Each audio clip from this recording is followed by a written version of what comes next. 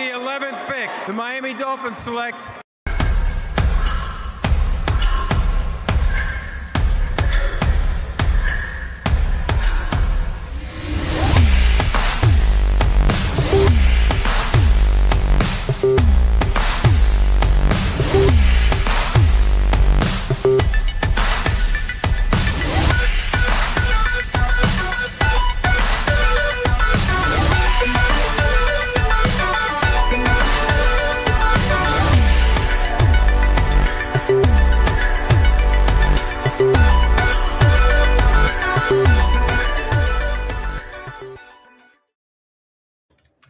What's up, guys? We're back. All right, Miami Dolphins 2026 draft is in the books.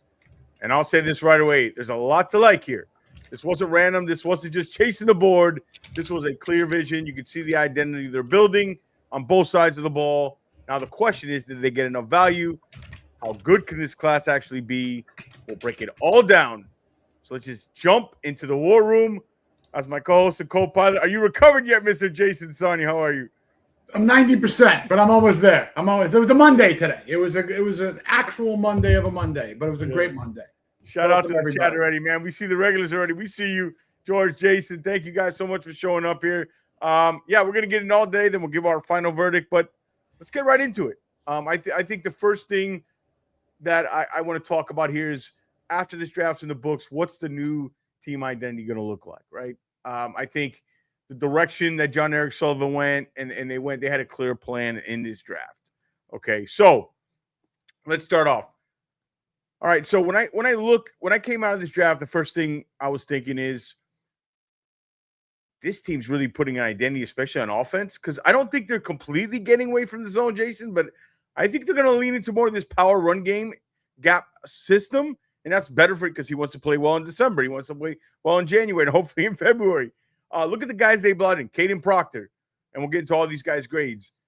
Even DJ Campbell, yeah, they can move, but they're built for that physical kind of power gap, control the line, and move people. And the physicality up front also ties in to the tight end position. They went and got one in Kacmarek. And maybe it felt a little early, but it tells you exactly what they wanted at that position. A guy you feel has got flexibility, gives you the flexibility in the play calling. So someone who can help in the run game, stay on the field, and not kind of tip what you're doing. So that's a big part of the shift too. So you're talking about an offense that wants to be more physical at the point of attack, hold blocks a little longer, control and tempo. And off that, I think you're going to see with Malik here more play action, more vertical shots. You know, they're going to still have that quick passing game, but a lot less of it. I don't think they want to live in that range. They want explosives. So, and you look at the receivers they added, it's not just names, it's roles. You got the vertical stretch X and Caleb Douglas. You got the Z guy to move around and get him open and kind of let him create explosive in Chris Bell. Then you got the slot guy and Kevin Coleman. So different skill sets, different alignments, all designed to create mismatch and explosive plays downfield. I think this was a very intentional draft. And on defense, I think Hafley told you what he wants. Trey. It wasn't about traits. I thought offense was more about traits. You know what I mean? And size. I think defense. Hafley wants football players, smart, productive, tough, versatile guys who can process the game fast. And you'll hear that a lot today and know how to play. So to me, this draft wasn't about filling holes. It was about setting the tone, Jason, getting more physical up front, flexible with the personnel, and more explosive downfield. So, and smarter, tougher. So that's kind of the new identity I see. We're going to get into all these player grades, but you kind of give your thoughts there on what I just said. It was very well stated. The word that I'm going to use on how we're going to see these guys on the field is going to be my new favorite word, usage.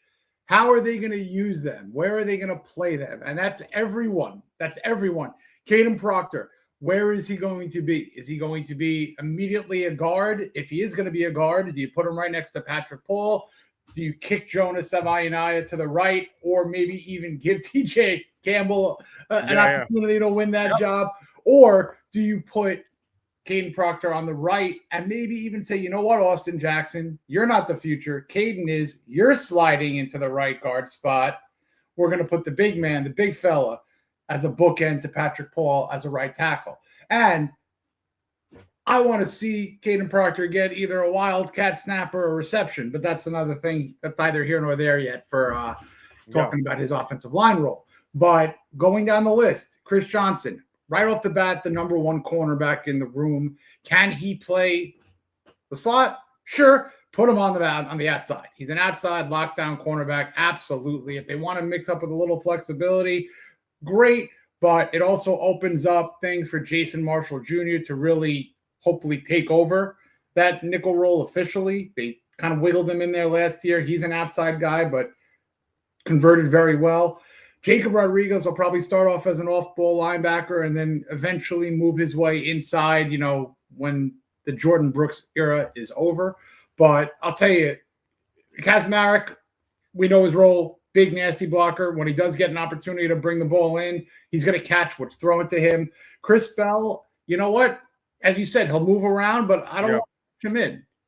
Yeah. Injury. Hope that they, ease him in the process. There's no need to rush him back. Yeah. I don't care if he misses the first. And we put that in our grades. We'll explain to you in the grades what we changed, plus or minus, right? Like, so on some of those things. But go ahead. Sorry. No, you're good. And then the next three guys are almost like Hafley's pupils. All right. Like these are three coach kind of players on the field, starting with Trey Moore, who is an academic Heisman finalist, and he'll be, a linebacker, maybe a little off ball. His pass rushing spin move is phenomenal. Like, it is literally gorgeous. So I hope that he can develop. He was, before Texas, he was at the University of Texas, San Antonio, led that conference in tackles for a loss 2 years in a row. One of those years also led in sacks. But Kyle Lewis is probably my second favorite player of this draft. Everyone's favorite player seems to be Jacob Rodriguez, and that's fine. Mine's Chris Johnson, but my second is Kyle Lewis. He's got everything. Speed, athleticism, can play against the run, can cover. They call him the Shark, but now the Shark is a Dolphin. So he's going to eat. He is going to be great, even at 6. The Shark's a Dolphin. Dolphins defend themselves well against Sharks. So it's all good. He's already doing the fins up. But I said this on the draft show. He's kind of a guy that I really wanted Brandon Jones to materialize into, safety who could maybe play up in the box as a linebacker, but he's a linebacker who could play in the box, but maybe as a safety. It's almost kind of like a reverse, but I think he's going to be a hell of a player. And in terms of, and then I'll let you go back, George, but Michael Taft, let me tell you something. If there was a guy who on field and off field, mainly off field, screams Miami Dolphins organization, it's this kid. He was a walk-on, earned his way onto the team, earned a scholarship. He also was a finalist for, or the winner, I believe, of the award that is given to the player who starts his career, the best player in the nation who starts his career as a walk-on. And off the field, perfect human, community service kind of guy, fits right into what the Dolphins organizationally loves to do with all their endeavors, all their efforts. And I guarantee you this guy is on his way to being a coach after hopefully a long career, because he is literally a field general. And there's a type here. There's a type that they want on defense. Matt Hatter, how many starters do we get, George? How many starters do we get out of this draft? I don't know, Jason. Well, let's count it right now. That's a good 2, 3, Proctor, Johnson, 4, Rodriguez. 5, 6, 7 at the very least. So let's say, all right, let's go to him. Proctor, yes. Johnson, yes. Rodriguez, yes. One or two of the wide receivers. Well, I mean, one or two of the wide receivers could start. You know what I mean? Not immediately. I'd say Bell eventually, but Tolbert's going to start. I know, but I would go with Malik Watts. True, if you're doing 3 wide receiver sets. So Moore, I don't think so. Not right away. No, not right away. We'll talk about it in kind of what we see him at when we get into the. We got great cards here with Dolphin draft cards for you guys. We're going to grade them, and we're going to grade them. Lewis, I think he's got a chance. He'll start. Yeah. Actually, he's got a chance in the sub package role. It depends where they put him. I'll tell you when we get to the grade where I like him the best. Taft, possible. Yes. Free safety. Book him. Possible. Who? Not the tight end. Not Campbell. Not Kevin Coleman. So not yet. I agree with the chat. 5 to 7. If you can get 5 out of this draft, that's very good. Very good. If you got 5 starters, 4, 5, and if everything hits right, maybe 7. So I'm in that range. Jason, are you about that? I mean, between eventually, like week one, when you see on the scroll of your television who's starting, 5 is a perfect number at least. Yeah, I say at least 5. Yeah, Matt, we agree. Yeah, in impact, there's guys that could be in sub package roles that could have an impact. And One 5 to thing, 7. maybe I'm going to spike it up one. Do we include a punt returner as a starter? Because Kevin Coleman could be a punt returner. Yeah, I think we could pump it up one if one of these wide receivers ends up starting. Yeah. One of the 3. You know what I mean? I think that's where we'll get into it, Tony. Let me tell you something, brother. I might be a contender to start in that safety room. All right, he's going to start. You got Dante Trader as the tight end. The tight end is potential with the inline stuff because he brings that. They like him. They got him. We'll get into it. We'll get into it. Real quick with that. I mean, if you look at the safety room right now, they lost plenty of safeties in the offseason. They bring in Lonnie Johnson. You have Dante Trader, who's going to be a strong safety. And then where you at? You got Jordan Colbert, who might not even make the team in a UDFA from a couple of years ago. You got Lewis Moore. We'll get into him, undrafted free agent. He might make the team. Yeah. Taft is probably going to be thrown in the mix as kind of a quarterback of the secondary as a free safety. And yes, I do agree with you, Tony. He will absolutely be a special teams player. And when you have a guy like a Kyle Lewis, he'll be that nickel kind of robber, starish hybrid. You know, will he be a safety? Maybe not, but will he be a linebacker who has safety qualities? Absolutely. So, Clown Prince, I was going to bring that up when we get to the Caleb Douglas. Yeah, a lot of guys mentioned Caleb Douglas, and I'll talk about it. We'll explain our grades on Caleb Douglas. I don't understand why they did it, but yes, Chris Johnson said, man, I think he was asked in an interview with Connor Hughes, like, which guy gave you the problems? And it was Caleb Douglas. So, so coincidence are on the same team. Really like Kyle Lewis. Yes, shout out to the chat, Nick. What's up, Nick? Nick's the winner of our Finn's Faithful hat. When they come in, man, I got all your info. We'll send them out to you. I'll send it out to you. Thank you, guys. Thank you, all everybody in the chat. Tony, Robert, Nick, Dad, Dean. I mean, Matt Hatter, a Cap, Jamaican, God in Chess, Beach Waves, everybody. If I'm missing you, can never estimate. Yes. So thank you guys for coming in. Enjoy the draft when it gets out. Now we're gonna put the report card. Trader's just starting safety. He's starting strong safety. Jason, your kids' report cards are not the only ones in. We got report cards. They did very well, folks. They did. Go, B-Rob. So guys, make sure you subscribe to the channel. Put the notifications on. We had a good uptick, man. Get us that goal of 3,000. Like this video, share it. Let them know where this place to be. Hey, what's up, Nick? What's up? How you doing, brother? All right. Should we get the report card in? Are you ready to go? Let's get it in. Let's get it in. The report card is in. All right, hold on. Let me get it up here. Let me change the screen to these. Are almost better. These are, I think, better than the pre-draft player cards. Woo! All right. So if you just look at it, you have the RAS score, the athletic testing, and on the top right is going to be the grade. Okay.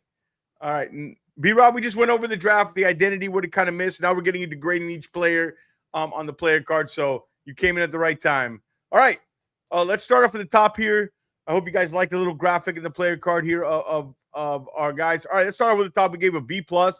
Jason and I kind of we put our heads together. You know, we maybe thought strongly about one, moved them up and down, but we'll give you our final grade of the overall of the class. But here's Kadyn Proctor again. Had a couple days a day, not much time, to go back and look a little bit more once they drafted him.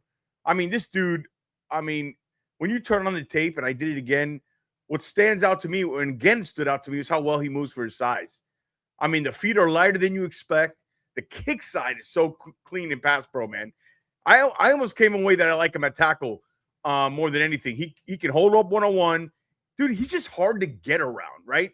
There are reps where it's easy for him, just smooth control, where he walls these guys off. And then the run game, you see the power. When he gets into you, he can move you. He's got the knockback, the strength, that power. I always say power translates right away in the NFL. The film was interesting. And honestly, I think he was a little slept on in this whole process. I think I mentioned on one of the shows that we had, I don't know who the guest was. I asked him that question, and it's funny, we drafted him. I mean, I don't think he got the credit he deserved. You watch some of these reps, and you're like, there's more here than people were talking about. I think the part why they took him, Jason, was the versatility. I mean, I think they want him at tackle. That's the vision. But the reason you took him over Ione is because he gives you more options. Ione's a guard. That's what he is. With Proctor, you can play him outside, and if you need to kick him inside, he can handle that too. If Jackson plays well in camp, you just want to get your 5 best on, you can put him inside a guard. And I know people bring up the height that's tall to go inside, but the difference with this guy is he can bend. He can get underneath guys. He's not stiff, right? So he's an above average athlete. Look at the explosion numbers. Look at the combine, 32.5-inch vertical, 9.1 broad. You see the movement on tape. Now in space, there are going to be times when he's going to get had. He's a little inconsistent. And that's fair, right? He's going to have some issues at times. But I saw him play. I watched him go back, and I watched him play Mason Thomas, who's a second-round pick, and Cassius Howell, who's a second-round pick. And he got him clean. And it wasn't perfect, but he got the best of them. So he's battle-tested. I like him early on. Big picture, size, movement, power, flexibility, B+ for me. Sorry, I went a little long on that, but I'm passionate about these guys. No, you're fine. Absolutely. I'll give him that B+. In my Dolphins Wire article, I gave him a B, but George kind of convinced me that we could up it to a B+, and it's for potential. And the fact that he can play 4 positions, as Sullivan said, is fantastic. I really would love to see him as a rookie next to Patrick Paul. I just think that it would be an amazing opportunity to protect Malik Willis this year, which could be a rough year, but at least you're going to keep your investment in a quarterback clean and healthy. And to see what Achane could do behind these 2 behemoths would be incredible. Look, it could be 3 other spots or 2 other spots. Paul ain't moving anywhere. But I love what he can be as both a guard. Retiring's awesome, bro. What I got? What do you say? Retiring. George's gloves are hot as Stacy's mom. Proctor has huge that'll upside. work. That'll work. Yeah, look, but the upside is phenomenal. Yeah, I get the vision they had for him. And I know people look, it's never going to be an A or an A+ because you passed up on Caleb Downs. I will not. I agree with everybody. But if you get him right, look, I know everybody wanted. Why don't you just, if you're going to move him inside, why don't you just take Ione? Because I think his long-term future is at tackle. I like him. Right. No, that's what he was drafted to be a bookend to Paul. Yes. And the thing is too, is plenty of guys start out year one. Tunsil started year one at guard, right? And then he moved out because Brandon Alberts was next to him. Correct. So somebody asked the question about him moving side. I think he can play guard because, and I think he's has just as much movement as Vega. Vega obviously is more natural at guard because that's his position. This guy's only played left tackle his whole life. So that's fair. He's obviously more advanced, but they're very similar traits that they have. You put him inside a guard. I know you say the height, but again, the ability to bend and get low, this guy can do. So, yeah, B+. All right, you ready to go on to the next guy? Sure. Oh, You want to start out with Chris? Or absolutely. Go ahead. Absolutely. This guy was prior to the McCoy falling, I had him as my cornerback 3. I wanted him from day one. Okay. And the fact that he is everything you want in a cover corner in the NFL. He's fluid, he's smooth, he's locked down, he's smart, he's scheme versatile, he's positional versatile, as Sullivan said. A little bit of a nickel potentially, but I like him as just a pure outside guy to start. Let's see what happens as the roster builds. But he just made that Mountain West Conference nightmarish for quarterbacks and receivers. Look, I get it. It's not one of those huge schools. The competition might be a little bit subpar than the rest of the country and all the Power 5 schools, but I don't care about that, frankly. I've seen his athletic ability on both film, in the combine, and his speed was a little bit of a knock going into it, but that 4.40 knocked everything out of the park. And this kid's a dog. He is an absolute dog. My favorite overall pick of this draft. All due respect to Jacob Rodriguez, I am mixing it up a little bit. He's my favorite pick. I think he's going to be shades of maybe a Pat Surtain. Yeah, I love him. I moved him up as more and more I went in this process. I moved him up. He was at 23. So I think they got great value. I know somebody, the trade up. But look, you got to get your guy if you want him, right? And this was obviously Jeff Hafley's guy. I mean, you could see, 6 foot, 190, this player. I kept going back. The more I watch, I was like, the more I like him. San Diego State, they run a ton of zone. But you can tell he's got real feel for it. His eyes are right. He reads the quarterback well. He understands it. He understands how routes develop. He just processes. Again, we're going to hear this a lot about defensive guys. You're going to hear me say it a lot. Process as well. This is important to Jeff Hafley. Things quickly and stays under control. That's really how I would describe him. He's just really under control all the time. Everything is measured. Everything's intentional. He's not the twitchiest guy, but he's just to me, he's Mansour Delane light. Just Delane's a little bit more explosive. And that's the difference of one going at 6 and when the other going in the level of competition, the one going at 27. But he's not limited either. He's a clean player, efficient, there's some edge to him, Jason. I mean, he'll come up and tackle you, man. He gets physical. He doesn't back down from the game at all. He's competitive. For me, like I said, in that Mansour Delane mold, not the same burst, but a lot of the same traits in terms of awareness, versatility, and how he approaches the position. He's very, very, very comfortable in zone. And I think he can mix it up, play press man too, because he's got the physicality. And then you look at the footwork, the technique, how he moves. I love his lower half. I mean, he just fits Jeff Hafley's defense, Jason, like perfect. I feel like he's one of those corners that the coaching staff is going to trust really early. Again, I had him at 23. He's got a real chance to come in. I think he's a starter. That gives an A grade. So, yeah, an A grade for I'm very close to giving him an A+. But the only reason why I'm not going to give us an A because we moved up to 30. No, because we moved up 3 spots to get him. We gave up 90. We gave up 90. I was going to say that if he did what he did in the SEC or the fine, for sure. But he's an A. Great number, Idol. Great number. Yep. That is 16.1 passer rating against. Now, when he was in zone, specifically in zone, it was 20.4 a passer rating, which tells you that he is just sticky. He's locked down. He can all 3 levels. That's why he's a perfect fit. That's the difference between him and a Colton Hood. Colton Hood's 5-10 yards, take your lunch money. This guy, I think he was probably after Delane. This is the cornerback he wanted, and he probably felt there was nothing else behind it. Mini Mansour. Come close. So Mini Mansour. So they had to go up and get him. So I don't have a problem with them going up and getting him. All right, so it's an A. Shout out to the chat, guys. Make sure you subscribe. Thumbs up. Get us to that 3K. Maybe we'll give another giveaway. And I saw Dad Dean said he hasn't received the email. I'll email you. My bad. I'll send you an email either tonight or tomorrow. We'll take care of that. All right. So next up. Should I go first here? Take the floor. This is all you right now. Yeah. So, look, you guys don't know how much I love Jacob. This guy just knows how to play linebacker, man. And when you turn on the tape, he's just always in the right spot. And, dude, what's crazy about him is the background. I had to look more into this. At Virginia in 21, he was a quarterback, running back, and wide receiver. Transfers to Tech, starts as a walk-on, and transitions to linebacker. That's just not normal. I think he just sees the game. It shows up in how he sees the game, playing those different positions. Because I've always said he's playing 3 steps of everybody. He's decisive. He sees it quickly. He gets downhill. He's not making tackles 8 to 10 yards downfield. He's meeting. We've seen that with this team. Some guys have high tackle totals, but in the beginning of the year, they're making him 8 to 10 yards downfield. He's meeting guys right at the line. He's got an explosively quick trigger. I mean, he tested well. Trusts what he sees and just goes, man. He goes. And at linebacker, I told you, processing is everything. It's the most important trait, and he's got a high level. I'm not saying he's this guy, but there are shades of the way he processes the game like number 54 used to do it. He's not a Hall of Famer. He's not Zach Thomas. Don't take me to that. But the instincts and feel where he's always around the ball, it's probably going to be, to me, that's just a football player. And I'm confident this guy's going to be a starting linebacker in this league and a very good one. He obviously he's my favorite pick, but I think he's going to play. Look, I think he'll play will linebacker this year while Brooks is inside, while Brooks is here, but he's definitely got a middle linebacker profile, and he'll take over for Brooks. A+ pick, love it.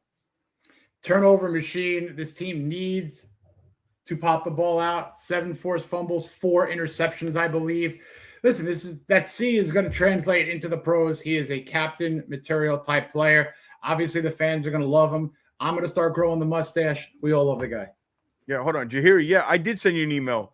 By the way, my email, we've got a new Fins Faithful podcast at gmail.com is the email. I did send you an email. Maybe it was the wrong email, but the one you sent me, I did it. So type it in your email again. Check your email again. Maybe check the spam, but I did send you an email, Jahiri.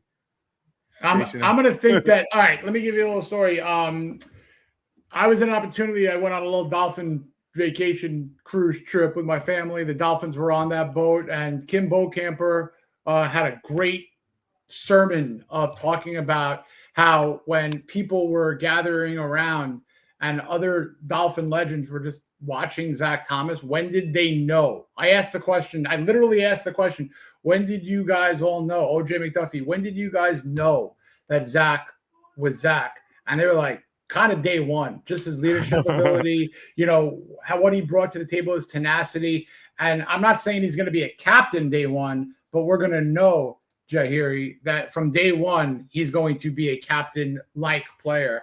And I'll say he gets that C on his chest probably next year.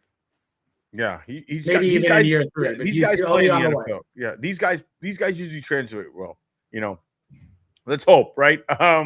Great pick. The impact will bring to the locker room. Yeah, he's by all accounts, man. And his wife is a pilot, Black Hawk Down pilot, medvac, a med pilot. Awesome. Yeah. All right, Chad, I love it. I love Chad. All right, let's move on. Yes, he did retire Jack Del Rio. That is absolutely true, Robert. Yeah, yes. It's going to be interesting, that linebacker room. All right. I'll give a fun bonus question. If anybody could answer this question, I'll send a card to them. Who did Jimmy Johnson say was the second person next to Dan? I know that one. His team. He said, "Hey, call your mama. You made the Miami Dolphins. Give me that name right now. I'll send you a card." Same position? I know you know. I'm not telling you the position, but no, same position as never mind. Come on, that's a giveaway. Yeah, guys, we got to hold the poll. Hey, guys, we got to poll up too.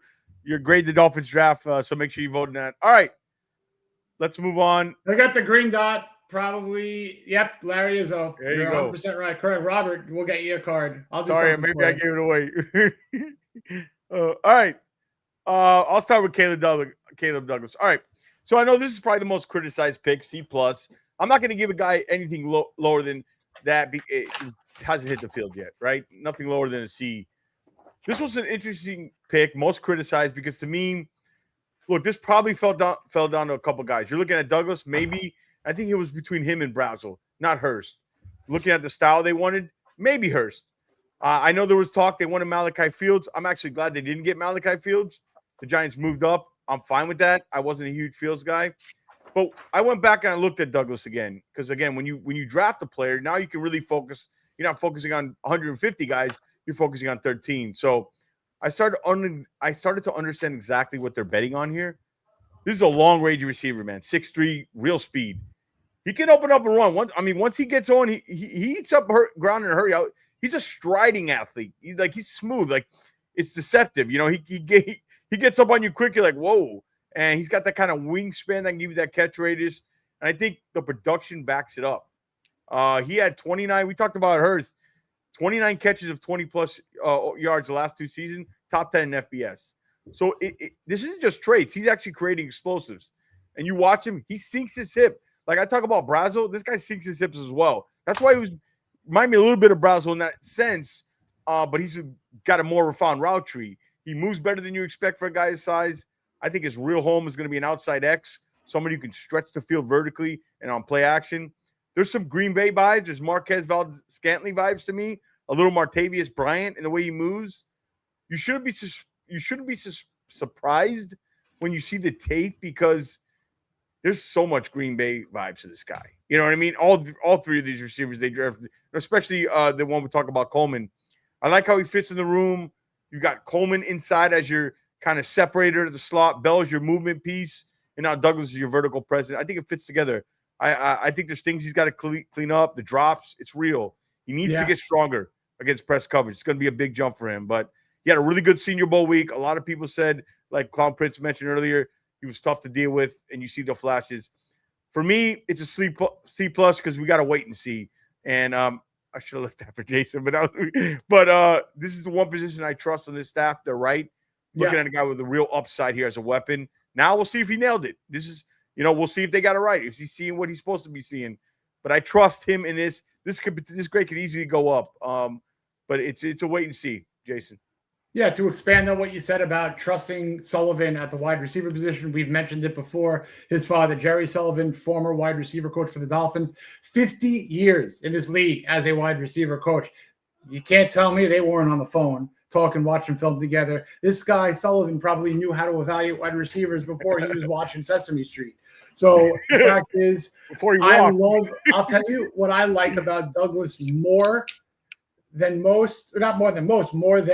anything in terms of catching a ball is what he'll bring without even a statistic for his own back of his football card. Nasty physical blocker who will absolutely help everyone else. He gets down the field, Achan's already 10, 15 yards deep. watch a highlight of him pop a block and get Achane into the end zone instead of it just being a long first down. And he wants to do it. He's willing and able to do it. It's not like, oh man, no block, no rock, I got to do that. No, this dude wants to block. Yeah, I'm glad you brought there's a little of that Wicks type. It's Green Bay, although we should have seen this actually a little bit more. We should have seen this a little bit more before it got come. But yeah, I'm glad you brought. I forgot to bring up the blocking. I'm glad you did that. He's a long range, but he blocks. So he blocks. He takes pride in it. Yeah, he does. He's got an edge to him. Yes. Yeah. So again, this has the potential to move up. I like what I saw. I just would have took. I just like Brazel a little bit more, and so C+ with the potential to move up here. I get what they see here. So it's not totally as doom and gloom as people thought we picked. I think a lot of people were. I don't want to use the word upset, but it's a spot they took him. They think it's a spot, and it's who they took him over. Look, next year when we mock draft Jordan Murray, we're not mock drafting tonight or anytime soon. No. But when we do, it's not the most popular players. That is the consensus. It's not. It's what these general managers and coaches want in the player for their team. So it was he the best player available?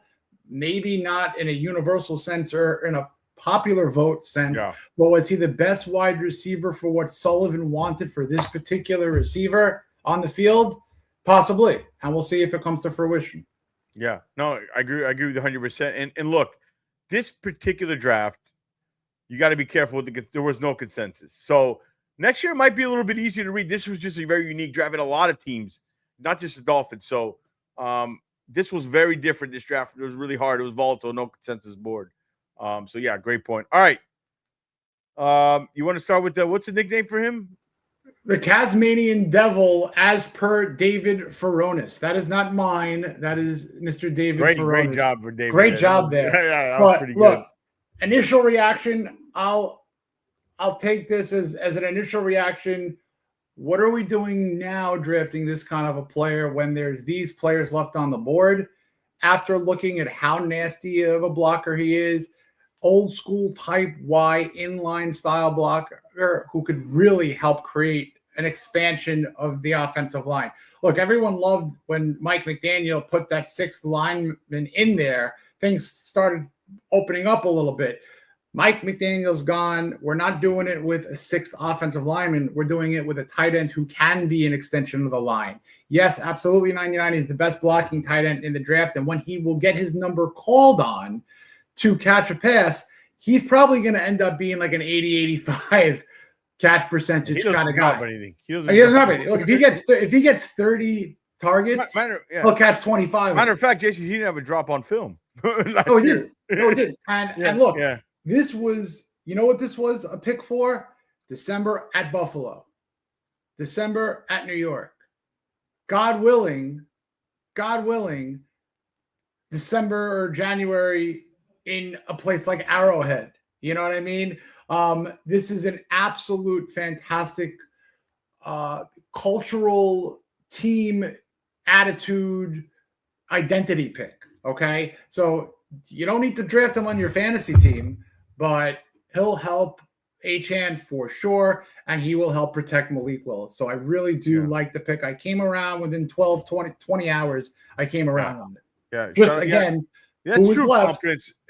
People get big. Yeah. Like, everybody we do mock drafts and consensus board, but this draft was very much different. So, and you saw the tight end from Texas A&M. I forget his name, went to 56 to the Jaguars. So, and he was like considered long name with a B. Brockshire or Buckwalter or something like that. Yeah. It's escaped something Nate, like that. Something like that. Yeah. Nate, he's a great blocker too. Yeah. Him and Kacmarek were probably the two best blockers. So one thing is pretty clear when you turn on the tape with him. This is a blocking tight end. Honestly, I think he's the best blocking tight end in this class. I like his size, length. He's built for it. I like his stick lower half. I like the base he plays with. The guy plays with real power. I mean, he's basically Jason the sixth offensive lineman out there. And you watch him against top competition. Derek Moore. Borkircher, thanks, retired. Yes. Yeah, Borkircher. Yeah, yep. Very good blocker at Texas A&M, right? And he went early, so that might have something to do with why they took him that early. And tight ends, why these wide tight ends were going quick. So you watch him play against Derek Moore, the second round pick out of Michigan, destroyed him. The guy seals the edge. He finishes his blocks, man. I like that he plays through the whistle. I mean, he lives there. Like, this is what he loves, right? All the things they talked about. He's got strong hands. Like, he's competitive. He'll run through guys. He's not. Look, he's got enough lateral movement, right, to win sometimes. Like in the passing game, he's not going to run away from him. He's more rumble down the seam type. But he's a little underrated there. He has hands, 0 drops, like we said, not bothered by the traffic. He can do enough. This is a true wide tight end for me at the next level. You're looking for somebody to anchor your run game. This is your guy. Give you flexibility and how you call plays. This is your guy. So how the board, I think how the board was falling, that run of tight ends, clearly they had a type. They wanted a blocker. He talked about it. They weren't going to risk it. So he took him. They feel like this player is going to get on the field and do the dirty work. And honestly, he'll probably be a fan favorite at some point. And I think everybody's trying to get that A.J. Barner type that Seattle does. So that's what you saw this run. So I think maybe he went a little bit too early, but not based on how the draft was flowing and the tides were rolling with the tight ends coming off the board. So you might not get him, at the later on, even at 94. This pick to me is what, and we joked around about this all offseason, all throughout our mock draft shows. This is the anti-BPA pick. Yes. You show me 31 other teams that had Will Kacmarek as the best player available on their board in terms of everyone. Eric Sullivan said, I don't care about that. This is my guy who I want to get now for the identity of this football team. Yeah. I jokingly say this, but there's a lot of seriousness to it. I despise the term BPA these days. I despise it. Yeah. It's a different time. I know. BPA, not even ON anymore. Nothing. I got off the ON about a month ago. Yeah, wait. There's no BPA anything. It's ON. No more. No more. Shout out to Thomas Allman with the $5 super chat. Thank you guys so much. Thank you, Thomas. New coach. Trust the process. Thank you, Thomas. Big lineman in Proctor. Big tight end. Big and fast wide receivers on the outside. One speedy slot receiver. And best mustache and Jacob Rodriguez. I agree with you. I like the tone they set offensively here in this draft. They got tougher, they got bigger, and they got smart football players on defense. I agree with you, Thomas. They set their identity year one. They had a type. They had a plan. This was a culture year one draft, and they knew what they wanted to accomplish, and I think they accomplished that. So you got to give them credit. There was a plan. So thank you, Thomas. I love the Kacmarek pick. Yes, Clown. After a marathon, let the dust settle. That's what I did. Like it. Yes. Kacmarek reminds me of Fasano, and Fasano was drafted in the second round. Jahiri, that's a good comp. This is for Jason. My name for him is the Tasmanian Devil. Let's David Feronis tweeted that out. You guys take credit for it. It ain't mine, but I love it. All right, I'll take credit when I can, but I can't take it for this one. All right, chat's been awesome, man. And you have any questions, just throw them in there. We appreciate you guys. Guys, make sure you subscribe, thumbs up, share the broadcast. We got over 200 some people on X and YouTube here. Come on over, enjoy it with us. The dust is settled, and the report cards are in. So we're giving out the grades. So B for Kacmarek. All right, Chris Bell. So A-. Okay, so A- is probably mostly because of the injuries, but this is a tremendous value, classic upside swing. You're betting on the traits, and the injuries are part of the conversation, no doubt. But you're dreaming. You're taking A.J. Brown. If you squint, this guy's A.J. Brown. If you want a more grounded comp, it's like Xavier Legette, right? But size, explosive, still developing. Now, he doesn't have the full route tree right now, but he's not consistently separating off the line either. So, and the release package needs works. But what I watched, for example, when you turn on the Miami Hurricanes game, that one play he does tells you everything. Catches it, hits another gear instantly, he's gone. That acceleration is real. It's elite. And you have to use him early like that. Move him around. Create his space for him. I see him more that movement guy. Get him in space, crossers, slants, scheme touches over the middle so we can create those explosives. Because once he gets in that ball in his hand, he goes forward at 0 to 60. Don't ask him to win as a polished route technician right now. Let him catch it on the move and go. Because once the ball in his hand, that's where the value is. Speed, burst, the tackle breaking ability. He's a unique build. So this is an upside pick. I loved it at this point at 94. If you develop him right, use him correctly, there's something really to unlock here, Jason. He could play the X. He could play the Z. When he gets healthy, you could draw a straight line in the middle of that minus next to the A, and it can get to an A+. Because the fact that they got him at the back end of the third, this guy healthy can be in the top end of the second, the back end of the first with his talent level. So I love this pick. This pick is what rejuvenated the whole saying that third round. All right, this third round is tight. This is a good third round. Yeah, look, it was a strange third round. There's no doubt. But when you look at you got to. That's why I always said even that. Let's wait till the draft plays out as a whole and look at the bigger picture, and we get what they were trying to do. So I get it. Happy. No one deserved a D-. Yeah, we're not putting frankly. All right. So shout out to Thomas again. Thank you for another $5. And if you disrespect the Dolphins and the mustache, he can call his black. I'm going to try to grow it. It could take. I'll tell you what. By the time that I grow my mustache, it might be 3 years. Jacob Rodriguez will be the captain. So we'll see. Yeah. Yes, retiring. I don't give anybody lower than a C not watching a player play down in the NFL. Yeah, it doesn't weird to do that. That's dumb. Yeah. Right. All right. I don't mind redshirting Bell if he's ready to be week 12. Yeah, take your time with him. There's no rush. Correct. Especially for this team. Sully said we ain't got money for AJ Brown. Let's go get Chris Bell. Yeah, you go. Got it, Chess. There you go. I can dig with that. Yep. All right. Yeah, we all agree. We love this pick. All right, next one. Trey Moore. Go ahead with Trey Moore, Jason. I love his smarts. I love there's versatility there. Edge rusher, sure. He could play linebacker off ball. He could play a little bit on the edge as a pass rusher. Let him develop a couple of more moves in that spin move, but he can be productive. All right. He was productive in college. I think 5 total years. His second year at University of Texas, San Antonio is when he kind of blew up. And then really just made himself a very solid, versatile player. Smart guy. Another guy who could be an extension of Hafley on the field is kind of a player, a player with a coach's kind of mind. There's upside there. There's definitely upside there, but he might have been a little. I don't want to use the word reach. There were other players again that might have been on the board that could have been mass appealing or more appealing. But I like his potential, and I think he could be a fine player. Yeah. And again, Thomas, thank you for the 2 super chats, man. We appreciate you. All right. Okay, so I went to go look up Trey Moore, like LT over B- a little bit because I liked LT Overton. I thought the edge setting big kid out of Alabama, but I like Moore. He's a different player, obviously. So different than LT Overton. So, all right. First question is, what exactly is he at the next level? Are you making him an off-ball linebacker? Are we going to make him a true edge? What are we doing here? For me, this is an edge rusher. He's best just going forward. Like, let him get upfield, let him bend the corner, use the burst, go make plays. Not the biggest guy in the world. I think he's 6'1.5", 6'2", 243. But I'll tell you what surprised me when I went back and watched the power in his game for that size.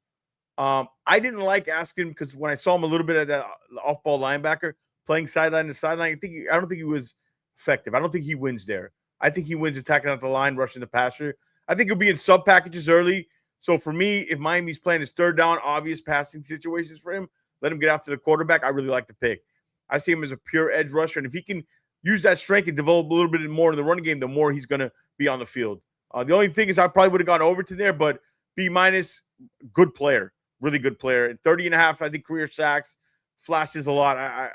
This guy has ball production. I like him. More 33 tackles, 3 sacks. Way too small for an edge. Yeah, he's small, but he plays with more power. That's probably why he lasted this long with a guy with his production is where do you put him, right? I think that's the question. Where do you put him? I like him more. Look, he's going to be one of those Swiss Army knives. I like him in sub packages coming off the edge, but good pick. All right. Move on, Jason. Anything else on Trey Moore? Are we good? All right. I mean, again, just a smart player. I like him. I think we're ready to move on, but I think there's upside there. Yeah, agreed. All right. Kyle Lewis. And you got to take out the picture, man. We had to get great picture right there. This one's interesting, man. I'll start A+, and it absolute steal in round 4. I thought he was a third-round player, even a late second. Now, where do you play him in Hafley's defense? That's where to start. He was primarily a linebacker at Pitt, right? So, but because of his size, I see some people trying to project him as safety, strong safety. Could be. I don't really see it that way. To me, he's a linebacker, just a different type. Kind of what stands out right away is how active he is, how he involves, he blitzes, drops in coverage. He's going to be in that star role. He's the definition of that role. Getting the passing lanes, forcing turnovers. The guy's just always around the ball. And when I watched him is what really separated him from me is, again, another guy that sees it quickly. I'm going to say this about all the defensive players. Reads it, trusts it. Man, another guy who plays down. I love linebackers that play downhill and trigger. Now, Jason, the size is going to come up, right? I think this is probably why he fell in the 4th round is a little bit, where do we put him, right? Again, with Trey Moore, it's not prototypical, but I actually think his best fit is will linebacker. Let him play off ball, keep him clean, let him run and chase. And I saw some Derek Brook comps. Obviously, that's going high, but I understand what they mean is in that Tampa 2 zone coverage when kind of like he was playing behind Warren Sapp, kept him clean in that kind of role, in that cover 2 flow type linebacker role. You could see some similarities there. Obviously, he's not Derek Brooks, but what really stands out is his coverage ability. And that's where he's going to be. That's where he's going to be kind of like with the speed and make plays early on. I think he's a sub-package guy that has a chance. If it all comes together, this is the type of player that can grow into a real role. And to me, that's that will linebacker. Bottom line, he's a playmaker, and you just have to use him right away. If he reaches, Jason and Chat, his full potential, I believe it will be as a will NFL linebacker in the NFL for me, not a strong safety. And if anybody doesn't know what the star role is, it's basically your hybrid defender, kind of that nickel. It's the definition of Kyle Lewis, nickel safety linebacker, kind of replacing the Sam linebacker, really covering the tight ends, line up over the slot. You got to do a little bit of everything. That was my thing. Yeah. Cover receivers, blitz, match up with everything you can think of. It's a flexible piece. But go ahead, Jason. Listen, the Dolphins have had a lot of trouble covering tight ends the last decade, a lot of trouble. He can be the guy to run with them, mirror them, check them. I like him I'm going to put him as a linebacker / safety. I want to see that slash eventually next to his name. He is a stat stuffer from all angles. Yeah. He's a guy that can get 10 tackles, a sack, and an interception a couple of times in his career, which is basically the essential triple-double of being a defender. It's not a very easy stat line to get, double-digit tackles, a pick, and a sack, but he can do it. And I think he's going to be that chess piece for Hafley. Hafley would love to use a guy like he can use. He's a shorter, almost Kyle Hamilton, a much shorter Kyle Hamilton, much, 4 or 5 inches shorter. But in terms of what the job could be, box safety, linebacker. What do you like him better, strong safety or will linebacker? Tell you the truth, I like him in the box. I like him up as a box safety. I like him with that safety. He had safety pedigree in him, So like I said, let's call him that LB / safety hybrid that I as a safety from Brandon Jones's time at 6 foot, I wanted him to be up more. Coverage, maybe not so much. Kyle Lewis is a much better coverage guy than Brandon Lewis. Yeah. But then Brandon Jones. I like what Robert said. Weapon. Yeah, sure. Yeah, I think it's either strong safety or will linebacker. I don't know. I just kind of like him a little will, but I can see him being a strong safety in Apple's defense. Either way, this guy's going to be a playmaker. Either way, get him on the field in that star role and figure it out. I can see. I want to see a world where there's Dante Trader Jr. and Kyle Lewis on the same field together. That could be fun. I can see J-Rod and Lewis running into each other. They're both. Hey, that's a good problem. Yeah. If they're always around the ball. All right. Let one of them knock the ball loose and let one of them take it for a pick. Yeah. All right. You love this kid. I do. Yeah. Look, little short. Get him into the weight room. He'll put on 8 pounds, 10 pounds. I'm not worried about that. But cerebral. If there was, he's got great processing speed. He can close on the ball because he knows where it's coming. He's like that quarterback in the defensive backfield. If you could put a green dot on a safety, just smack it on the back of his helmet. Love the kid. Like I said earlier, a walk-on that earned his way to a scholarship player. And he plays special teams, got himself a blocked punt at Texas. So 100% going to be a factor right off the bat on special teams. But I really have him starting day one at free safety for the Dolphins. Yeah. I'll put my name on it. He's starting day one free safety. So awesome in coverage. The first thing to me is he's smart. Again, another process. I told you it's going to be, he's really good at recognizing this way. He'll be good in the robber role, because he's really good recognizing he understands the crossing patterns, and you can feel You can feel his IQ on tape. Yeah. I think the robber role is going to be really good for him early. Let him read, react, drive downhill, steal that mofo, that middle of the field, everything in front of him. He's very comfortable doing that. You could also look at him as a free safety type, but the question comes, he's not the biggest guy in the world, right? He doesn't have elite top end speed. So can he consistently cover that deep third? Now, what helps him is the processing speed and the ability. One of those players, like I talked about Rodriguez, that plays a step ahead, almost 3 yards mentally before the snap, and that can compensate for a little bit of the lack of the lead traits. Early on, I think it's clear he's definitely going to be a core special teams player. That is a definite thing. 100%. He'll be good there right away. No, go finish. Just one more thing on him. I know this might not translate into actual football field stuff, but I will guarantee you within 4 years he wins the Nat Moore Community Service Award. I will guarantee that, because he's going to be a guy that South Florida's community is going to be thrilled to have on the football field, off the football field. This is a special kid. Yeah, so long term, yeah, great kid. There's a development starter upside if everything clicks. And he's played a ton of football. And he's a guy who can help set your defense. Don't bet against guys with this kind of – I think football IQ is the most underrated. There's no 40 time on it. There's no variable number you can put on it. I think it's the most underrated thing in sports, actually. That's what separates the good play, because all these guys got talent. But how smart are they? And, special teams impact, chance to grow. If he can hold up, that's the thing, though, the 190, I think that might even be his biggest obstacle. If he can hold up, there's a starter there. There's a starter inside of there. You go from walk-on, SEC star, NFL drafted player. There's something special about him. Yeah, Nick had he did that fantastic interview. Great kid. Carries yourself the right way. Hey, Scotty. All right. Let's move on. Kevin Coleman Jr. Love Kevin. All right, so I talked about they drafted 3 types of receivers. All have different roles. This is your slot guy right away. Like, he could catch more balls than any of these rookies. He's 5'10", 180, right? He's not a true outside wide receiver. Because he doesn't have that elite top-end speed. That's not his game. His game is separation. Watch the Senior Bowl, man. Short area quickness, fluidity in and out of his breaks.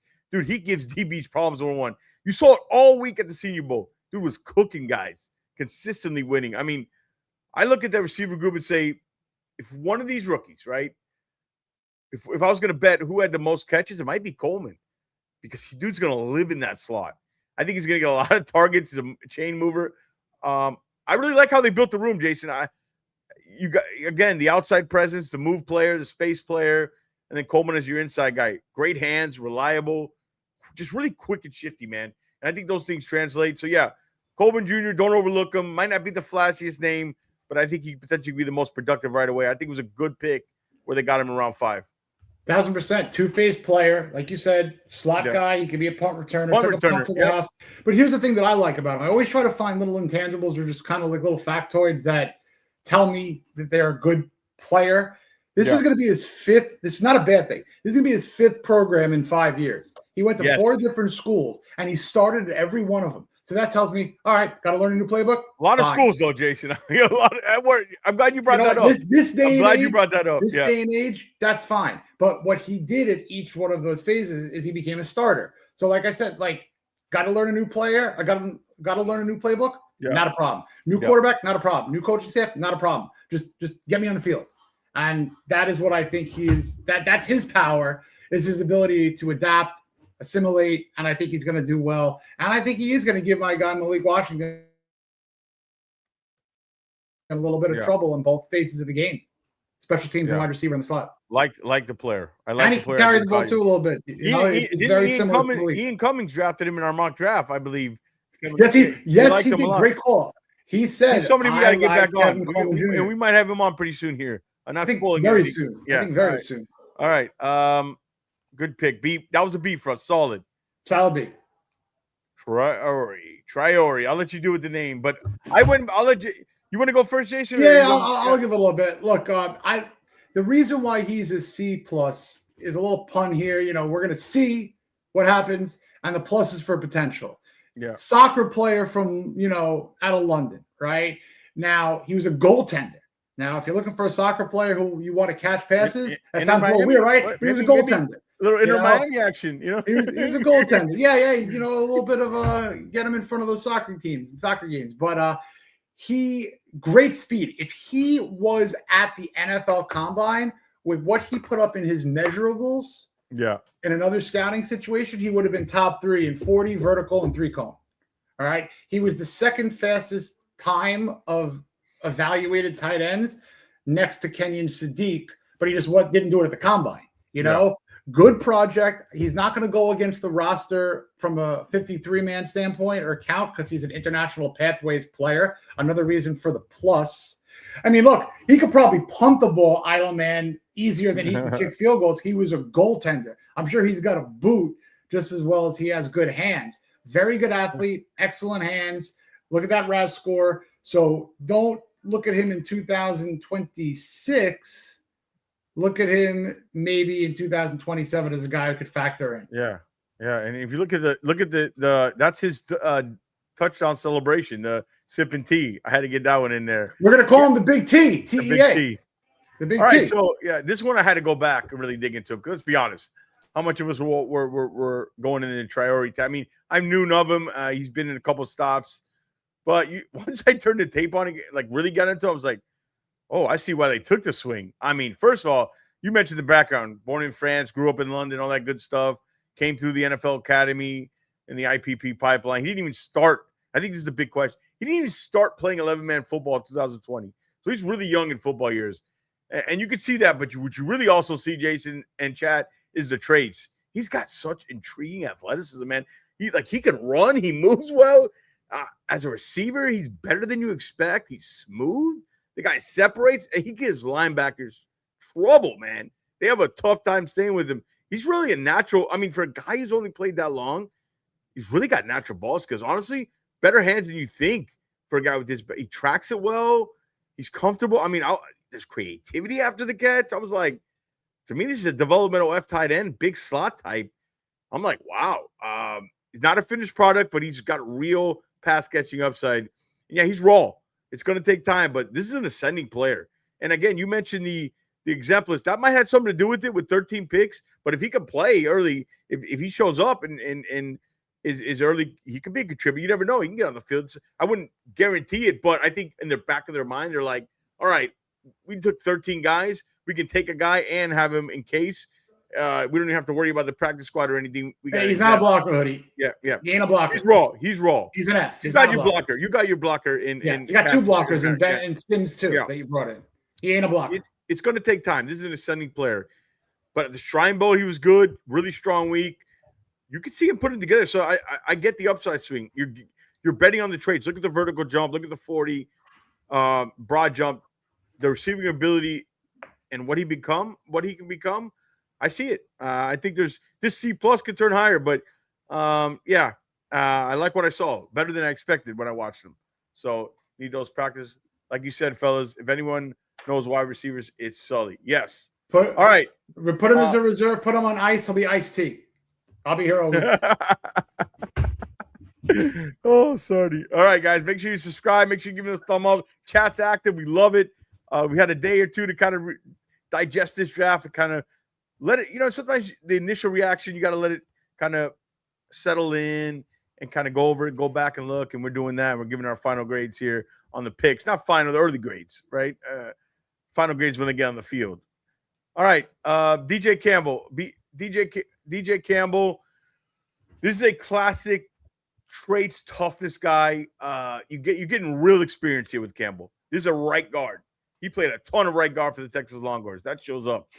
He's strong. He's physical. When he gets his hand on you, man, he can move you. He's more of a power mauler type guard. That's why I told you, like, with the guys we take, is it more of a power gap scheme? That's why I say, what's the fit? But if you're asking him to pull a lot and get out in space and work the second level consistently, that's not really a strength to me. So a little heavy-footed when I watched him, but it takes him a little time to get going. But against the quicker interior guys, but like you saw against the Sooners game I watched, they can give him problems with this quick kind of lateral agility guys, the Caleb Proctors type of the world, the Grayson Holtons. So it makes you wonder, are they leaning more into that power gap scheme? Because that's where he's going to be his best, downhill, and let him fire off the ball and use that strength. Technique, he needs a little work to do. He's a little bit of a lunger and leaner. That's why he went in the 6th round. But that's why for me he's a developmental player. But you can't bet against the starting experience. You're betting on toughness, experience, and the raw power. Develop the technique and coach him up. And we need right guard competition. So this feels about right where he was taken. Solid B. 100%. That you said it, pure right guard. And as I was alluding to earlier in the show, with the flexibility that you have, that's not bad. With the flexibility that you have with a Proctor, it may be moving Jonah over to right guard. Jonah does not have anything guaranteed. This is a kid who might be able to come on in and play better than him, believe that or not. So depth piece, absolutely. So I think it's a very, very, very solid pick. B is a fine grade. And if he, he's got that willingness to get to that second level and help in the run blocking in the next phase. So I thought it was a very fine selection. Yeah. All right. I love him. This guy here, Jason had to walk me off the ledge. I was going A+. All right. Let's be all right. Not at. Go ahead. No, I'm joking. But all right. So I like this tape. I went back and watched him again. I liked him over Joshua Josephs, who went higher than him, a round higher or two, I believe. This is one of those guys that the testing's not going to wow you, but the film does. So when I watched him again, I was like, he ran 4.8, right? So yeah, you're not talking about elite burst or bend, but when you turn the tape, the guy just rushes the passer. You talk about spin move to Trey Moore. This guy's he's got a full bag of moves. The spin move is nasty. The way he transfers his weight with it and strings it together, it's an advanced one. It's not the typical spin move you see. You don't usually see that from day 3 edges. I love the motor. It's nonstop, high effort, man. He played a lot of linebacker. But you can line him all over. He actually stand him up, wide 9, put his hand in the dirt. It gives you that flexibility in the defense. But I think he's probably he's more of a pure edge. Uses his length well. He separates with his arms. I'll say this. I went back and stacked him against some other guys that went a round or two higher, and I liked him better. So it surprised me he was there. He's not perfect. The lack of athleticism is what dropped him there. But he's got a good first step, he has a plan. He knows how to rush. This is a football player pick. I'll call it that. And I'll go further. I think he outplays his draft spot and finds a way in the field this year. For a 7th rounder, great pick. Kind of you remember Aaron Campman from the Packers? He looked like a round 4 or 5 player to me, but I like him. Good size, not the strongest, not the fastest, but it makes up for him in motor and the moves. All right, Spinderella, there you go. Yeah, but he absolutely. Refine, get a little bit more strength, but I think he has a good foundation of moves to be a rotational pass rusher. Yeah, good pick at this point. So that's the class. Yeah. That's the class, and we'll give you our final grade at the end. So that's the class. I hope you guys like the card and the grades. Those are each one. So, and actually, when the show's over, put in the comments, after the show, you agree, disagree, whatever, all the good stuff. All right. But I think they killed the UDFA class segment. Oh, right? Yeah. I think they did really good there. So let's bring that up. Actually, let's remove this, bring this up, get us back here. UDFA, Jason, we're going to get into the guys, but I thought they really did a few of these guys I had 4th, 5th, even 6th round on them. I think they did really good here. Let's bring up the list here of the guys. Let me find it. All right, the UDFA class. Go ahead, Jay. I know there's one guy in particular, Sonny, you like. Yes, there is. Let me stop me if you hear something that you might have heard before from me. A Wisconsin outside linebacker, 6'4", right? Oh, I know where we're going 9.53 RAS score. Guy I used to like 9.26. Rieger, vertical, 40. Andrew Van Ginkel, 38. Rieger, 4.78 40-yard dash. AVG, 4.5. Arm length, 32.6 for Rieger, 32.5 for AVG. It's a little bit of a clone minus the hair. I love the effort. I love his motor. I love his ability to get off the edge. I think that Mason Rieger is going to make this football team. Mark it, book it. He will make this team. Yeah, I thought he should have been somewhere in the 5th round. And to get him on a draft, that's great value. And overall, I think with him and is it Llewellyn? I don't know how to say Max's last name. Llewellyn. Llewellyn. I thought both of those guys were in that 5th round range. When you look at him, he's got a good frame. He's tall, he's long, a little lean, but he's going to need to add some weight and get stronger. But the burst is there, man. He gets off the ball. He can dip. He uses his quickness, man. He's got pop. He's got the most power. The play string is probably why he went undrafted, if I'm being honest, against the run. That's where you see the issues. I don't like him as close to the ball. Bigger guys can move him, but as a pass rusher, dude, you see the flat. He's got instincts. He's got a feel, working his way to the quarterback. He should not have been an undrafted guy. The production wasn't huge. Like, he's never had more than 5 sacks, but you're betting on the upside here. Now, with the big question with him, also, Jason, another reason why he didn't get drafted was the medicals. He had surgery in 23. Then he had a complication with the infections. I looked this up, and he missed time. Then he had a fracture during the rehab. Poor guy, man. That's probably, if the medicals were truly clean, I think he's a 5th round pick. But I like the gamble here as a drafted free agent, because this guy definitely has talent to be an NFL player. Because if you're just going off traits and what you see on tape, he's right in the mix with some of those guys that went earlier. So to me, this is an edge rush. You get him stronger, you get him healthy, bring him along the right way. There's something there. The burst, the rush feels real. It's just going to come down to development and health. But I agree with you, Jason. I like him a lot. I know you do too. So yeah, I'm gonna go to. We have the 4 guys highlight. I'm gonna go to Moss, because somebody mentioned in the chat. Rieger was the East West. Yeah, he was really good in the East. Good job, conference. I think it was Curtis in the chat, and somebody said, "What's up, Curtis?" All right, let's move on. Oh, okay. Le'Veon Moss, undrafted free agent at Texas A&M. I thought this was a late draftable player, somewhere like 6th, 7th round. Dude, when you turn on the tape, he's a really good runner, pure runner. He's like 5'11", a little over 200, but I like the way he was patient. I like the way he sets up his blocks. I mean, he's got excellent vision. And when the dude decides to go, he goes, man, north and south. He's not a dancer. You're not getting, like, we've seen that with the guys you brought in, the wasted movement. He hits it, he gets downfield. And there's some times you watch him and you see some explosive plays there. So he can rip off some chunking plays when it opens up. Now, the concern that probably, I'm guessing, kept him from getting drafted is, and this is not good, pass pro is not great. And if you can't pass pro, you're not getting on the field. And he doesn't offer much on the receiving side. So there's just not a lot of tape on the receiving side. So you didn't see him used as much as a pass catcher. But those are the reasons probably he slipped. But strictly, Jason, as a runner, there's something there. If he can develop pass pro and a little bit out of receiver, he's got a chance to stick. For an undrafted free agent, like to pick up. I agree with you there. I mean, he might be, if they decide to carry 4 running backs. I mean, obviously you have your top 3. He might sneak up in there. I don't necessarily see him making the team, but he would be the first guy off. And maybe even could keep. You could see him getting moved up. Yeah, I could see him getting moved up. Injuries, like week 8, he gets up. You know what I mean? And Jalen Wright goes down for 2-3 weeks. Yeah, bring him on up. There is opportunity there, because I don't know how much they're going to love Ollie Gordon, and Jalen Wright is, Jalen Wright. So, all right. You want to go? Everybody's talking about Conga. Yeah. You want to hear? Conga, very, very good athleticism and movement for his, big frame. 6'3", 300, maybe 6'4", but a little bit under 6'4", really, if you want to break out the measuring stick. But athletically, I think he could be a really good 3-tech. Really can, be a good situational pass rusher inside. Got a good club move.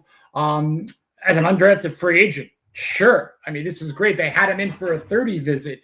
Yeah. So that was the reason. Like, he didn't get drafted. I'm like, all right, done. This guy's coming to Miami 1,000%. And they signed him for over $250,000 of guaranteed money. He's going to be a guy who's in that 55 to 50 range of maybe making this 53 for darn sure. And I'd be worried that he gets plucked up if the Dolphins don't put him on. And outside of your 3 rookies and Zach Sealer, you need a 5th defensive lineman. And it's him or Matt Butler for my money. And if you're going to go get younger, go with Renee Conga. You're giving him $250,000 guaranteed. He's got a couple of years on Butler. Butler's going into his 3rd or 4th year, I believe. But my money's on Conga and Rager to make this team as free agents. Undrafted. King Conga. Sure. So, remember I talked about, like, I love Kadyn Proctor, like that type of player. If you're like the poor man's version of that is kind of this kid, And I talked about Hafley's defense. They like that kind of upfield penetrating guy. I mean, look at the testing: 6'3", 300 pounds, running 4.79, vertical jump, 37, 10-yard split of 1.6. So different type that they have. But he puts flashes on tape. The short area quickness in the hands. He plays violently for a guy just with that athleticism. There's so much juice there. An intriguing athletic prospect for that position. Man, Robert, I put out on Twitter my 53, and I did leave out a third quarterback because of those two UDFAs. So if you want to call it Conga as the guy that bumped the third quarterback off the line, you see what I did there? It'll be Conga. Yeah, Brett. Yeah, we agree. Yeah, Rager. The four guys we highlighted are the four guys that probably have the best chance. But I would say Rager and Moore, I agree with you, are the two highest chance. But you never know until these guys get in camp. But if we're gonna, kind of make it, and Jason, maybe we'll do an early 53 at some point in the next few weeks or something like that. As an idea I just thought of. We'll see. Yeah. All right. I want to talk about so anybody else in this list let's talk about Lewis more. Yeah. Go ahead. So this is one of my favorites of the class. Like, he's a little undersized and the speed's just okay, but he's not the rangiest guy in the group. It's probably why he didn't get drafted. I'm still surprised. But what he does have is instincts and ball skills, man. Those things play. He sees it, he reads it. And he's also another guy you can see in that robber world, working underneath, jumping those crossers. I like him there. I thought he was really good against the run. I thought he keys it well. I think he plays aggressive. The kid's competitive. He's not afraid to mix it up. So, look, he's going to be 25. That's probably another reason. We saw Keontae Scott go in the fourth round. He was 25. So this isn't a long-term development guy, but I think he can carve out a role at the back end of the roster as a sub-package safety, maybe even some nickel. I think you'll see him on special teams. If he makes the team and he makes an impact, special teams to kick off the punt coverage, he's built for that. So, like the player, not the flashiest guy, but he's instinctive, man. The kid's tough, and those guys usually find a way, man. I think he's got a real shot to stick here, Jason. I see that. I mean, look, again, what we were talking about earlier, it's a very, very, very, very thin room. He's got that national championship, under his belt, and the competition in the room is not as heavy as it could be for other rooms. So I think that he's got a very good chance of making this squad. If there's three of them, he's in it. Great point, Kyle Mungai from the who drafted him? I'm slipping me. He had a good rookie season. Was it the Bears? And he had pass pro issues. Good. That's a very good point, Clown Prince. If he develops the pass rushing, you're not going to get on the field unless you can pass pro. So if he develops it as a natural runner, as a pure natural runner, obviously the kid should have been drafted. As a natural runner. All right. Anybody else on this? So I know Kevin Kline, not the actor, the tackle. He's a Boca Raton kid. I believe he's also a Boston College kid. So there's a little bit of that Hafley tie, not together, but it's nice that Hafley has that familiarity with anything Boston College. But I think he could be a potential swing candidate for a tackle spot. Kevin Kline, a name to watch. Yeah. Macaulay, Romilio Brenton was a former UM receiver. Gronkowski, the quarterback, is interesting. He's going to be your he's a good athlete, man. He's got a high RAS score, ran 4.71, jumped out of the gym. So they'll develop him. They'll bring him in. Hankerson doesn't have a lot of speed, but he's a nice little runner. So very good class. I'd give this class UDFA class an A. You know what I mean? Just based on those four guys. Yeah. So, all right. Might be a practice squad possibility. Yes. Agreed. So good class overall. Good draft class. I thought good UDFA class. There's a lot of good football players, tough, competitive, smart. Should we give our final grades now, the final verdict? Who wants to go first, me or you, Jason? Go for it. All right, I'll go for it first. Let me change our thing here. All right, so as I looked at this, I thought about it a lot. What do I think here? What's my final grade? So overall, I had this as a B+ draft. I actually put all the grades in after I was done, and it came out to B+ that we did. So I thought it was strong. I thought there was a couple swings in the third round that brought it down just a little bit, but top to bottom, this is a really, really good class. They got good football players, smart. They got tough guys. They got clearly fit what the staff wants to do. You can see the vision. You can see they start targeting certain positions, specific player types, and they stuck to what they wanted with conviction. I love that. Day 3 is where they really made their money. I think they found a couple steals there. You come away with 3 receivers who can fill 3 different roles, a big physical offensive lineman in day 1 with Proctor, the first pick, a starting caliber corner in Chris Johnson, and then to me, I think he has a chance to be a really, really, really, I don't want to say the word great linebacker in the NFL, Jacob Rodriguez, who I think has high upside in this league. And they added solid depth across the board.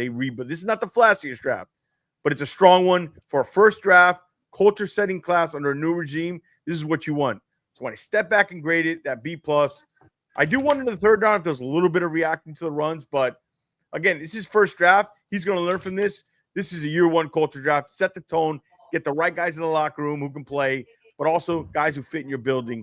And maybe that means you passed on a little bit of upside and raw athletic traits, especially on defense, but you're laying the foundation.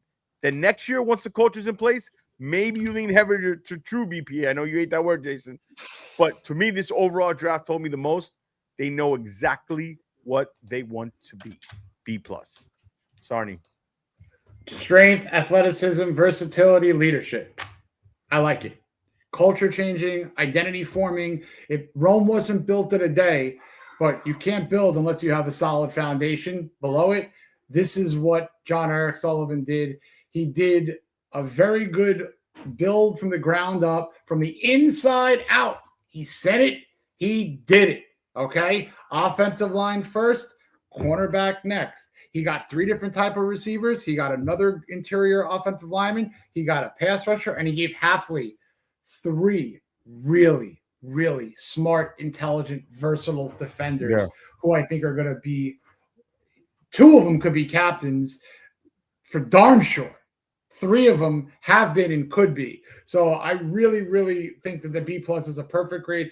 Can't give it an A because of I'm just not going to go there just yet, but this can elevate to an A really quickly. If Chris Bell gets healthy, becomes the guy that we all know that he can be. If Kadyn Proctor can make people forget about any, keep the weight, keep the effort. Look, did he take some plays off in college? Sure. But as Pat McAfee said, the 10 plays that he knocks out of the park are as elite as the elite get. So if he could, bring down those off plays and kind of eradicate that from his mind, this could be an A draft.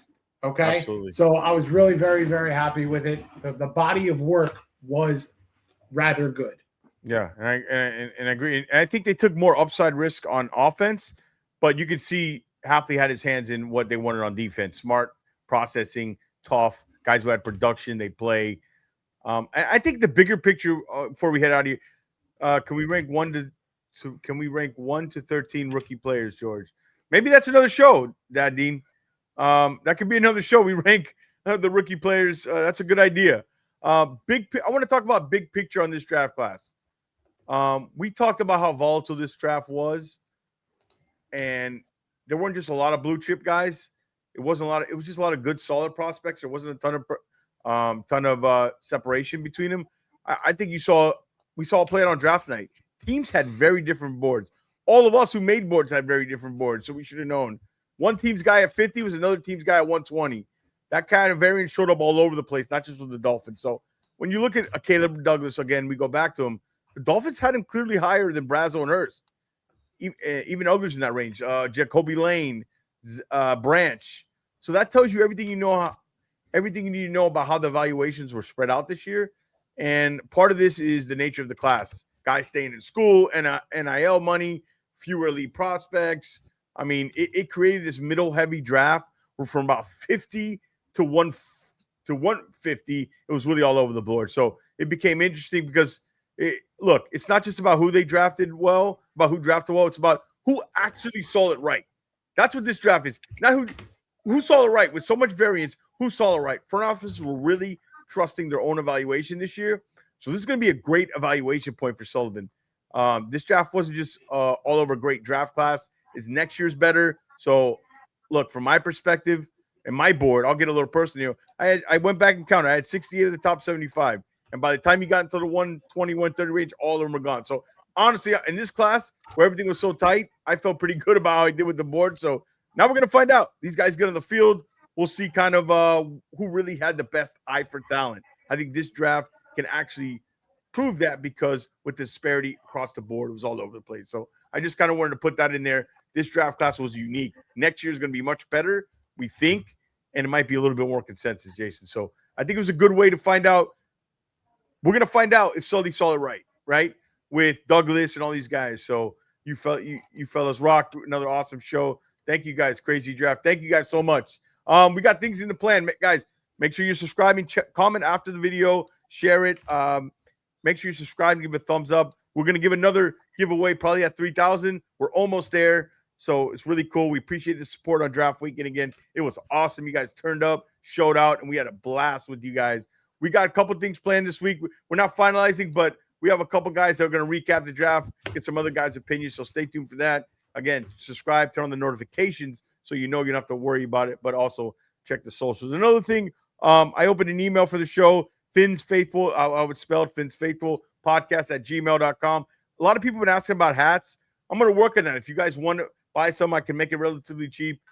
Email that until I or if you have any questions, email that Finn's Faithful podcast@gmail.com and until we kind of figure it out, So if enough of you want them, we can figure something out. But thank you guys so much, Thomas, for the super chats. Everybody in the chat sticking with us. Let's keep this going. We're going to have an off season. It'll be here before you know it. Let's go through the off season. Then we can rope up training camp and the regular season. We can enjoy with these guys. Jahiri, I checked my inbox. I sent you an email. No rush. Yeah. So Finn's spell. Make sure it's Finn's Faithful FINS FAITHFUL podcast@gmail.com. Yes, send me Jahiri. I want to take care of you as soon as possible. All right, guys. Jason, we'll see you. We'll see you in a few days on here, and we'll announce when we're going live. We'll have some nice special guests. So we appreciate you guys as always, guys. Thank you all so much. Yes, you guys are the best. Stay Finn's Faithful. We are out.